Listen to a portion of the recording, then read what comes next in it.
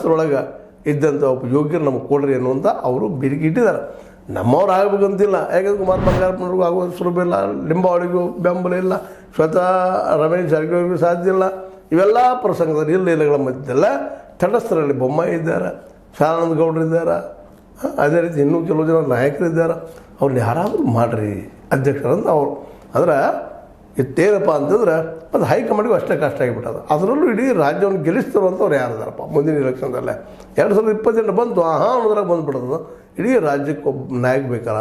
ಯಾಕೆಂದ್ರೆ ಹಿಂದಿನ ಇಲೆಕ್ಷನ್ದು ಒಂದು ಭಯ ಅದವ್ರಿಗೆ. ಸ್ವತಃ ನಮ್ಮ ಮೋದಿಯವರು ಬಂದು ಬಸರಂಗಿ ಬಸರಂಗಿ ಬಸರಂಗಿ ಅಂತ ಹೇಳಿದ್ರು, ಇಲ್ಲಿ ರಂಗ್ ಏರಿಲ್ಲ ಕರ್ನಾಟಕದಲ್ಲೇ. ಹೀಗಾಗಿ ಯಡಿಯೂರಪ್ಪನ ಬದುಕಿ ಸರಿಸೋದಪ್ಪ ಅಂತಂದ್ರೆ ಇದು ಹರಿಕೇನ್ ಅಂತಾರೆ, ಅದು ಮತ್ತೇನೋ ಒಂದು ಅಂತಾರೆ, ಹರಿಕೇನು ಮಾಡ್ತಾರೆ, ಜಪಾನದಲ್ಲಿ ಶಬ್ದ ಅದು ಸ್ವತಃ ಬಲಿ ಹಾಕ್ಕೊಳ್ಳೋವಂಥದ್ದು.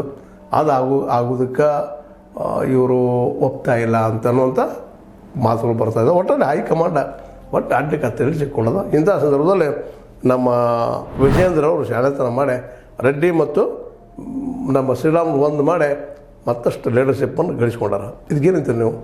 ಸರಿ ಅಂತೀರೋ ತಪ್ಪು ಅಂತೀರೋ? ಸರಿ ತಪ್ಪನ್ನು ಲೈಕ್ ಮಾಡಿ ಡಿಸ್ಲೈಕ್ ಮಾಡಿ ಏನೋ ಮಾಡ್ತಾಯಿರ್ರಿ, ಮಾತಾಡ್ತಾಯಿರ್ರಿ, ಕಾಮೆಂಟ್ ಮಾಡ್ತಾಯಿರ್ರಿ, ಶೇರ್ ಮಾಡ್ತಾಯಿರ್ರಿ, ಸಬ್ಸ್ಕ್ರೈಬ್ ಮಾಡ್ತಾಯಿರ್ರಿ. ಇದು ನಿಮ್ಮನ್ನೆಲ್ಲ ರಿಕ್ವೆಸ್ಟ್ ಯಾಕೆ ಅಂದ್ರೆ ಸತ್ಯ ಹೇಳೋ ಕೆಲಸ ನಾವು ಮಾಡ್ತಾಯಿದ್ವಿ, ಪ್ರಯತ್ನ ಮಾಡ್ತಾಯಿದ್ವಿ.